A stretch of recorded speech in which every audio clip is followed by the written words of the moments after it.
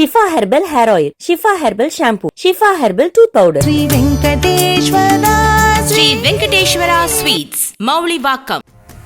எனக்கு ஏற்பட்ட பாதிப்பு உன் குடும்பத்துக்கு எப்படியும் ஏற்படுத்தி முடிக்கணும்னு தான் வந்திருக்கேன். அந்த முடிவையும் உடனே உன் குடும்பத்துக்கு கொடுக்க மாட்டேன். உன் ஒட்டுமொத்த குடும்பத்தை நான் நிம்மதி இல்லாம கொஞ்சம் கொஞ்சமா சாவடிப்பேன். அந்த கிழவிக்கு அப்படி என்னதான் பாவம் பண்ணோம்?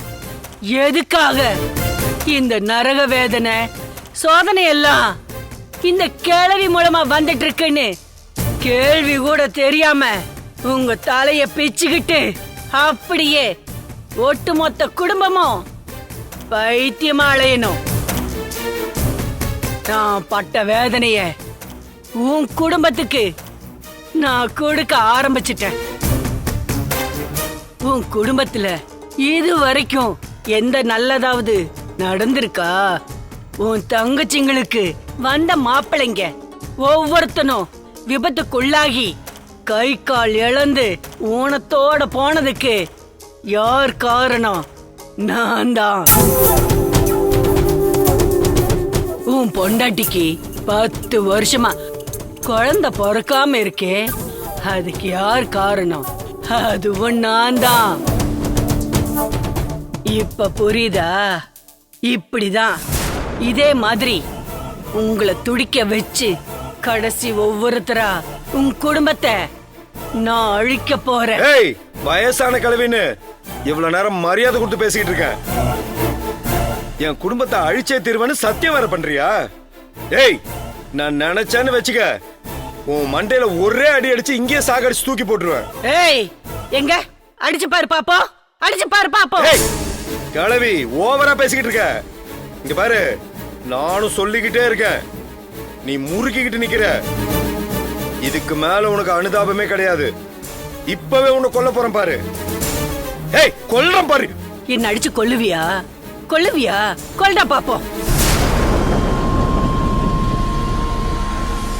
நாகப்பா, நாகப்பா.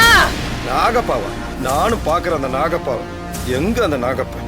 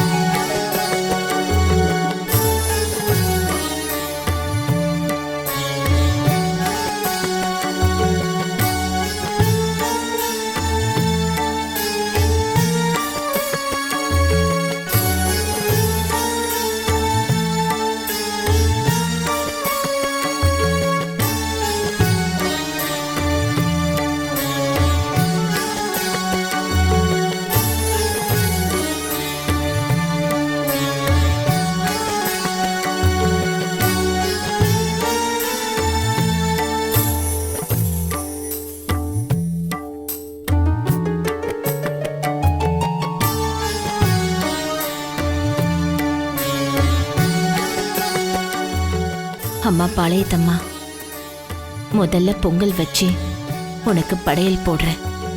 நீ இதை சந்தோஷமா ஏத்துக்குமா?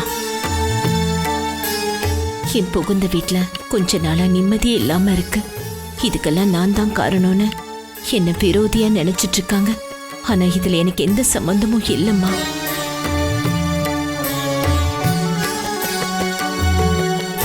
ஒன்னா இருந்தோம் ஆரம்பத்துல, இப்ப என்னென்னமோ நடந்துருச்சு.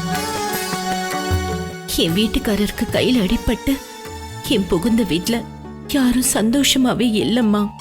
எனக்கு குழந்தை பாக்கியம் இல்ல. அதனால என் மாமியார் என்னோட மனசு புண்படுற மாதிரி பேசுறாங்க.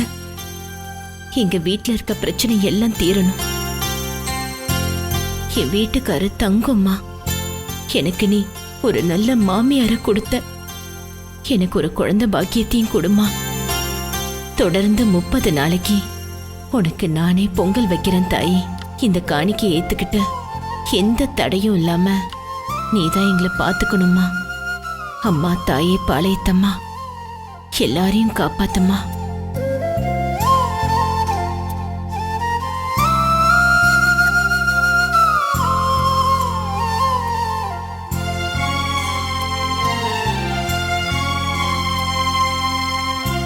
அபிராமி, நீ நல்லபடியா வேண்டிக்கிட்டு வச்ச பொங்கல் நல்லபடியா பொங்கிருச்சு. உன் வேண்டுதல் கண்டிப்பா பாளையத்தம்மனை கேட்டிருக்கும். ஏன் வேண்டுதல் எல்லாம் கூடிய சீக்கிரம் உனக்கு ஒரு குழந்தை பாக்கியம் கிடைக்கணுங்கிறதான். நீயும் ஒரு குழந்தைக்கு தாயாயி உன் புருஷ வீட்டில் எல்லாரும் உன்னை சந்தோஷமா வச்சுக்கணும். பாளையத்தம்மா சீக்கிரம் கண்ணை திறக்கணும். பாளையத்தம்மா சீக்கிரம் கண்ணை திறப்பாப்பா. உங்க ஆசையும் நிறைவேறும். நீங்க வேணா பாருங்கப்பா, அந்த பாளையத்தம்மாவே வந்து எனக்கு குழந்தையா போறப்பா. எனக்கு பாளையத்தம்மன் மேல நம்பிக்கை இருக்குப்பா. ரொம்ப சந்தோஷம்மா.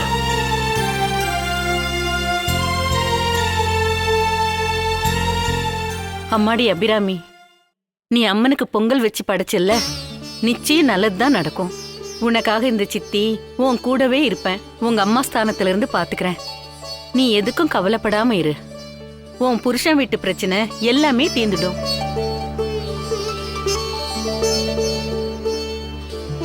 உன் மேலேயோ உன் புருஷன் மேலேயோ உன் மாமனார் மேலேயோ எந்த வருத்தமும் கோவமும் கிடையாது. அந்த வீட்டுல நடக்கிற சம்பவம் எல்லாம் ரொம்ப தப்பா நடக்குது. ஏதோ ஒரு கெட்ட சக்தி அங்க இருக்குது. பொண்ணு பார்க்க வர மாப்பிள்ளைங்களுக்கெல்லாம் ஏதோ ஒரு விபத்து நடக்குது. அதனாலதான் உங்க நாத்தனார பொண்ணு பார்க்க வர்றவங்களுக்கு விபத்து ஆயிடுது. கை போது, கால் போது. உன் நாத்தனாருக்கு எப்படியாவது கல்யாணம் பண்ணி வைக்கணுங்கிற எண்ணம் எனக்கு இல்லவே இல்லை. உன் நாத்தனாருக்கு என்ன குறை? நல்லா படிச்சிருக்காங்க, நல்லா அழகா இருக்காங்க. வசதிக்கு என்ன பஞ்சமா? அது எல்லாமே இருக்கு. ஆனா பொண்ணு கேட்டு வந்தாங்கன்னா உயிருக்கே ஆபத்தாயிடுதுமா. நான் அம்மா ஸ்தானத்துல இருந்து சொல்றேன். மத்தவங்கள பத்தி எல்லாம் எனக்கு தெரியாது. எனக்கு தோன்றத நான் சொல்றேன். ஆனாலும் நமக்குள்ள என்ன இருக்கு? வலியும் வேதனையும் தாம்மா இருக்கு. அந்த வலியும் வேதனையும் நான் தாங்க தயாரா இல்லம்மா. என் மகளை இழக்கிறதுக்கு நான் எப்பவுமே தயாரா இல்ல. உனக்கு உன் புருஷன் உன் மாமியார் வீடு தானே முக்கியம். அதே மாதிரி எனக்கு என் மக தான் முக்கியம். நான் சொல்றேன்னு நீ தப்பா எடுத்துக்காத. என் முடிவில இருந்து நான் மாறவே மாட்டேன். அந்த ஒரு காரணத்துக்காக தான் நான் உன்னை வீட்டுக்குள்ள விட மாட்டேன்னு சண்டை போடுறேன்.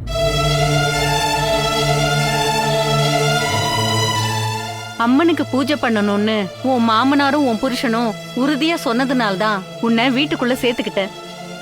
நீ கொடுத்த வாக்க நீ காப்பாத்தணும். நான் கொடுத்த வாக்க நான் காப்பாத்துறேன். கண்டிப்பா உனக்கு குழந்தை பிறக்கும். நீ நல்லா வேண்டிக்கோ.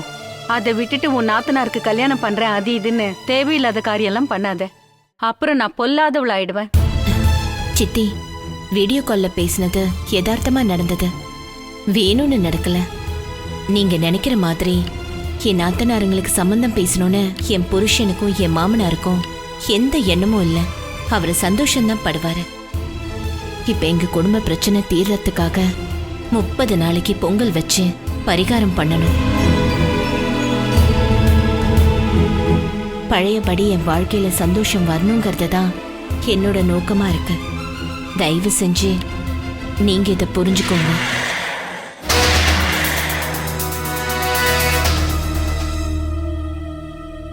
இங்க பாருங்க, உங்க மகன்னு எல்லாமே அவளுக்கு தான் செய்யறீங்க. என் மகளுக்கு என்ன செஞ்சீங்க? இல்ல அவளுக்கு ஏதாவது மாப்பிள்ள தான் பாத்தீங்களா? அபிராமி மேல காட்டுற அக்கறைய 1000ல் 1ஆவது என் பொண்ணு மேல காட்டுறீங்களா? அம்மா, அப்பா நமக்கு நல்லது தானமா செய்யறாங்க. அவரை ஏமா குறை சொல்ற? உங்க அப்பாவை ஏதாவது சொன்னா உனக்கு கோவம் வந்துருது. கை கால் நல்லா இருக்கணும். நொண்டியும் மொடமுமா இருந்து கோடி கோடியா பணம் வச்சுக்கிட்டு என்ன பண்றது? இந்த பார் சாந்தி, அவர் கூட சேர்ந்துக்கிட்டு இன்னொரு தடவை இப்படி பேசுன அப்புறம் நான் மனுஷியாவே இருக்க மாட்டேன்.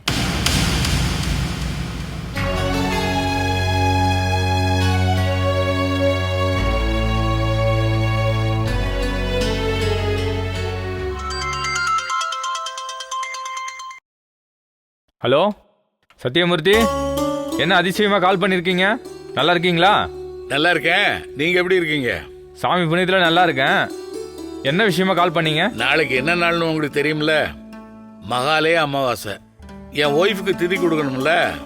அமாவாசை அண்ணா மட்டும்தான் என்ன ஞாபகம் வச்சிருக்கீங்க, மற்ற நாள் என்ன மறந்துடுறீங்க. இறந்து போன உங்க மனைவிக்கு திதி கொடுக்கணும், அதானே? சரி, பண்ணிடலாம். ஆமா, உங்க பொண்ணுங்க 2 பேரும் எப்படி இருக்காங்க? ஏதோ இருக்காங்க. என்னோட கவலையெல்லாம் அவங்க 2 பேரை பத்தி தான். இந்த காலத்துல பொம்பளை பிள்ளைங்களை பெற்றவங்க பாக்கியசாலின்னு சொல்லுவாங்க. நீங்க ஏன் கவலைப்படுறீங்க? பாக்கியசாலியா? அப்படி எதுவும் கடவுள் கொடுக்கலையே. என் பெரிய பொண்ணுக்கு எப்படி இல்லாமோ நல்ல வரனை பார்த்துக்கிட்டு இருக்கேன். ஆனா அவ எனக்கு கல்யாணமே வேணாம்னு ஒரே பிடிவாதமா இருக்கா. என்னுடைய 2வது பொண்ணும் அவளுக்கான வாழ்க்கைய அவளே தேடி போனா. நம்பி போனவ நம்பிக்கை மோசம் பண்ணிட்டான்னு வாழா வெட்டியா திரும்ப வீட்டுக்கு வந்துட்டா. நானும் உலகத்துல உள்ள எல்லா கடவுள்கிட்டையும் கும்பிட்டு தான் கேட்கிறேன். எந்த கடவுளும் மனசிறங்கி நல்லது பண்ண மாட்டேங்குது. ஆனா நான் மனமாற கடவுளுக்கு பண்ண வேண்டிய நல்ல காரியங்களை பண்ணிக்கிட்டு தான் இருக்கேன். நீங்க ஒன்றும் கவலைப்படாதீங்க. நீங்க ஆசைப்படுற மாதிரி உங்க பொண்ணுங்களுக்கு நல்ல வாழ்க்கை அமையும். அப்புறம் திதிக்கு தேவையான பொருளெல்லாம் சொல்றேன், வாங்கி வச்சிருங்க. சரிங்க, அதெல்லாம் வாங்குறதுக்கு எவ்வளவு ஆகும்னு சொல்லுங்க, நான் பணம் அனுப்பிடுறேன். நீங்க வர்றப்ப அதெல்லாம் வாங்கிட்டு வந்துருங்க. அதுவும் சரிதான். எவ்வளவு ஆகும்னு எழுதிட்டு சொல்றேன். சரிங்க. அப்பா, நம்ம குடும்ப விஷயத்தெல்லாம் ஏன் ஐயர்கிட்ட சொல்றீங்க? இல்லம்மா, பரிகார தோஷம் பண்ற நம்ம ஐயர்கிட்ட நம்ம குடும்ப பிரச்சனையை எடுத்து சொன்னா அதுக்கு ஏதாவது பரிகாரம் இருந்தா சொல்லுவார்ல. அதனாலதான் சொன்னேன்.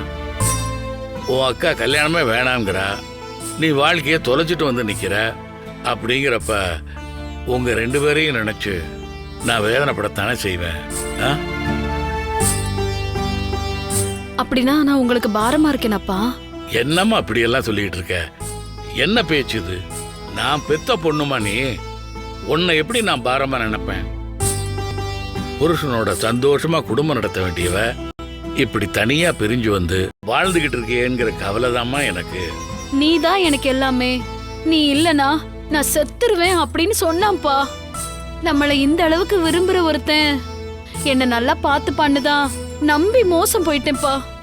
எனக்கு முன்னாடி சாவித்திரி அக்கா கல்யாணம் ஆகாம இருக்கிறத மறந்து உங்க சொல் பேச்ச கேட்காம நான் அவர் கூட போனதுக்கான தண்டனைய இப்ப நான் அனுபவிக்கிறேன்ப்பா. என்ன மன்னிச்சிருங்கப்பா. அதை விடுமா, விடு. நடந்தது நடந்துருச்சு. அதுக்காக வருத்தப்பட்டு என்ன ஆக போகுது? அடுத்து ஆக வேண்டியதை பார்க்கலாம். நான் வேணா அந்த பையனை போய் பார்த்து அவன் கைய காலை பிடிச்சாவது நான் அவனோட உன்னை சேர்த்து வச்சிடுறேன். ஐயோ அப்பா, நீங்க எதுக்குப்பா அவன் கால்ல போய் விழணும்? நான் ஏற்கனவே உங்களை அவமானப்படுத்திருக்கேன். திரும்பவும் என்னால உங்களுக்கு இன்னொரு அவமானம் ஏற்பட வேணாம்ப்பா. என்னால எங்க அப்பாவுக்கு தலைக்குனிவு ஏற்படக்கூடாது. அவனா திருந்தி என்னோட வாழ வந்தா வரட்டும், இல்லனா அவன் அப்படியே இருக்கட்டும், நான் பாத்துக்கிறேன். அக்காவுக்கு ஒரு கல்யாணம் பண்ண மாப்பிள்ளை பாருங்க. ஏய் உமா, உனக்கு என்ன காது செவிடா? எனக்கு கல்யாணம் வேண்டான்னு எத்தனை வாட்டி சொல்லியிருக்கேன். அதெல்லாம் உனக்கு கேட்கல? அது இல்லக்கா, நீ கல்யாணம் பண்ணாதான் அப்பாவுக்கு சந்தோஷமாவும் நிம்மதியாவும் இருக்கும். இந்த குடும்பத்தோட சந்தோஷம் நான் கல்யாணம் பண்ணிக்கிறதுல மட்டும்தான் இருக்கா, மத்த எதுலயும் கிடையாதா? உங்களை சந்தோஷப்படுத்தணுங்கிறதுக்காக எனக்கு பிடிக்காத கல்யாணத்தை நான் பண்ணிக்க முடியாது. இனிமே இத பத்தி யாரும் பேசாதீங்க. மகாலய அமாவாசைக்கு அம்மாவுக்கு திதி கொடுக்கறத மட்டும் யோசிங்க.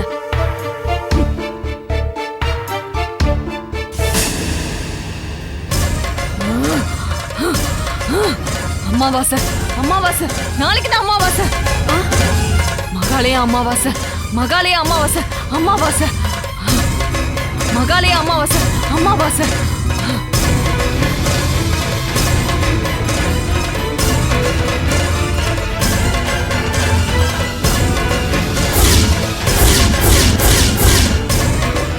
என்னப்பா மகாலய அமாவாசைன்னு அக்கா இப்படி சத்தமா சொல்லிட்டு இருக்கா? அதான் தெரியலம்மா. வாமா உள்ள போய் பார்க்கலாம். வாங்கப்பா. அமாவாசை அக்கா மகாலய அமாவாசை. அக்கா என்னாச்சுக்கா? எதுக்கு இப்படி அமாவாசைன்னு கத்திக்கிட்டு இருக்க? ஏமா உன்னதாம்மா கேக்குறோம், ஏன் இப்படி சொல்லிக்கிட்டே இருக்க?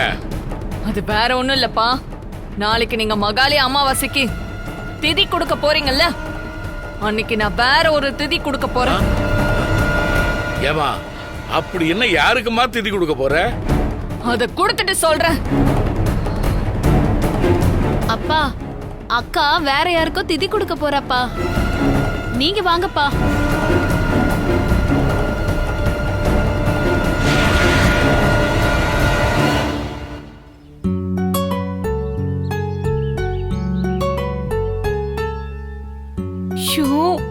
நீ போக்கா, நான் வந்து பிக்கப் பண்ணிக்கிறேன்னா இதுக்குதான் இவகிட்ட வண்டியை கொடுக்கறதே இல்ல. இவளுக்கு போன் ஒரு கேடு, வண்டி ஒரு கேடு. இனிமே வண்டி கேக்கட்டுமே. ஷோ இப்படி வெயில நிக்க விட்டுட்டாலே. திரும்ப கால் பண்ணுவோம். ஸ்விட்ச் ஆஃப். இவங்களுக்குலாம் போன் தான் ஒரு கேடு.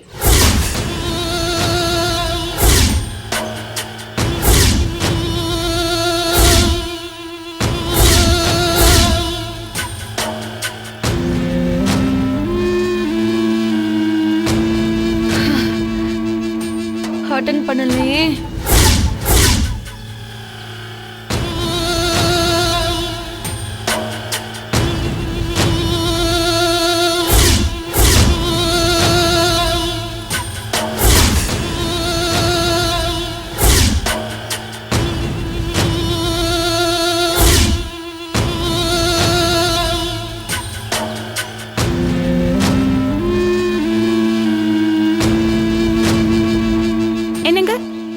என்னங்க?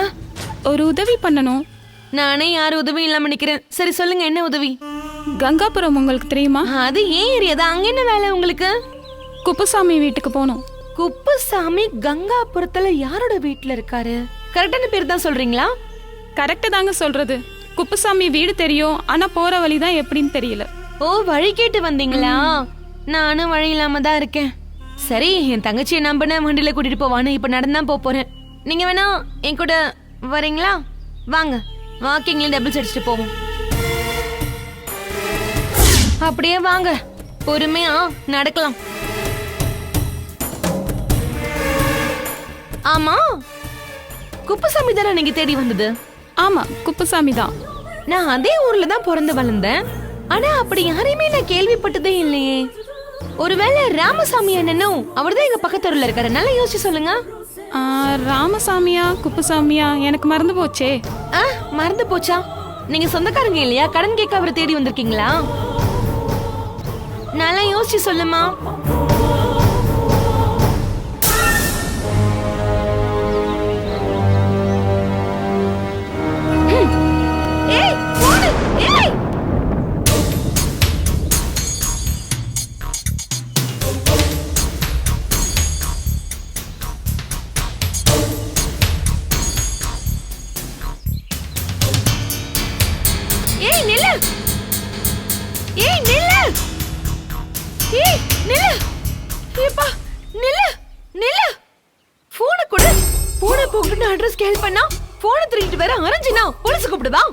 கூப்பிடு, தைரியமா இருந்தா கூப்பிடு. நான் இந்த வீட்டுக்குள்ள போறேன். கூப்பிடு. வீட்டுக்குள்ளயா? ஏ லூசு, இது ஏன் வீடு? இல்ல, இது ஏன் வீடு. இந்த நிமிஷத்துல இருந்து இது ஏன் வீடு. போலீஸ்ல புடிச்சு கொடு. கொடு. ஏய் ஏய் நில்லு. யார் இவ? போன் வர புடிங்கிட்டு ஓடுனா? ஏய் ஏய் நில்லு. ஏய் நில்லுன்னு சொல்றேன்ல. யார் நீ? ஏன் விடுன்னு சொல்லி நீ பாட்டு உள்ள வந்துட்டு இருக்க? என்ன நினைச்சிட்டு இருக்க? ஹே, கேள்வி கேட்டுட்டு இருக்க, அப்படியே நிக்கிற. இங்க பாரு, நீ என்ன சொன்ன? அட்ரஸ் தெரியாம நிக்கிறேன்னு. எங்க ஏரியா பேரு சொன்னீன்னு போனா போங்கன்னு ஹெல்ப் பண்ணான்னு வந்தா ராமசாமி குப்புசாமின்னு. அப்புறம் வீடு தெரியாது பார்த்தா தெரியும்னு அங்க இங்க நாளைய விட்டுட்டு இப்ப ஏன் வீட்டுக்கிட்ட வந்துட்டு இதான் ஏன் வீடுன்னு உள்ள வந்து நிக்கிற? உனக்கு என்ன பைத்தியமா? ஏய் முதல்ல வெளிய போ. உன்னை பார்த்தா சரியில்லை, வெளிய போ. போக முடியாது. இது என் வீடு. நான் இங்கே தான் இருப்பேன். நான் உள்ள நுழைஞ்சிட்டேன். நானா நினைச்சாதான் வெளியே போவேன். சரியா? என்னது? உள்ள நுழைஞ்சிட்டியா? என்ன நீ லூசு மாதிரி என்னமோ பேசிட்டு இருக்க? யார் நீ? எந்த ஊர் நீ? நானா? எந்த ஊரா? என் பேர் உனக்கு தெரியுமா? என் பேரை கேட்டா பயந்து நடுங்குவ. அமைதியா பேசுடி. என்னது? டியா? எனக்கு என்ன மரியாதை இல்லாம பேசிட்டு இருக்க? இங்க பாரு, முதல்ல வெளிய போ. வெளிய போ, நீ வீடு விட்டு வெளிய போ. போக முடியாது. நான் இங்கே தான் இருப்பேன். நான் யாருன்னு உனக்கு காட்டுறேன். அப்பதான் உனக்கு தெரியும்.